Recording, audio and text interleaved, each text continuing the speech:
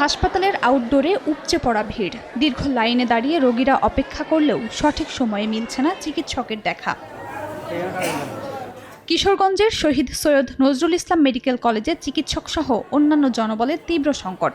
১২৩টি চিকিৎসক পদের মধ্যে শূন্য রয়েছে ৩৪টি। তার মধ্যে রেজিস্ট্রার, সহকারী রেজিস্ট্রার ও অ্যানেস্থেশিয়া চিকিৎসক নেই দীর্ঘদিন ধরে। এছাড়া ২৯৯টি তৃতীয় ও চতুর্থ শ্রেণীর পদের মধ্যে শূন্য রয়েছে ৯১টি পদ।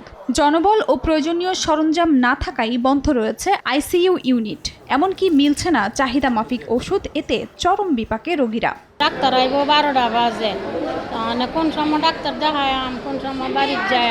আমরা অত দূরাত্বে আসছি, 10টা থেকে আসছি, এখানে অনেক ভিড়, ঢুকতে পারতেছি না। মনে করেন যে অনেক গরম, বাচ্চাকে নিয়ে দাঁড়ায় আছি। 9টার সময় ডাক্তার হতো, মানুষ কিন্তু সিরিয়ালে বই তাও লাগলো না। জনবল সংকটে রোগীর চাপ সামলাতে হিমশিম অবস্থা কর্মরতদের। এ বিষয়ে মন্ত্রণালয়ে বারবার জানানো হলেও কোনো সমাধান মেলেনি বলে জানান হাসপাতালের পরিচালক। যে পরিমাণ ডক্টর থাকা দরকার সেগুলো না থাকার কারণে পেশেন্ট কেয়ারিংয়ে আসলেই সমস্যা হচ্ছে এবং রোগীরা এই চিকিৎসা পেতে দীর্ঘ সময় অপেক্ষা করতে হইতেছে। বিশেষ করে লম্বা লাইনে দাঁড়িয়ে চিকিৎসা নিতে হচ্ছে।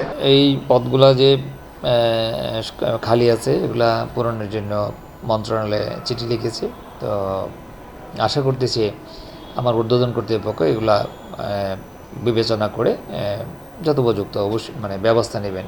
শহীদ সৈয়দ নজরুল ইসলাম মেডিকেল কলেজ হাসপাতালে প্রতিদিন ৩,০০০-এর বেশি মানুষ স্বাস্থ্যসেবা নেন। সময় সংবাদ, কিশোরগঞ্জ।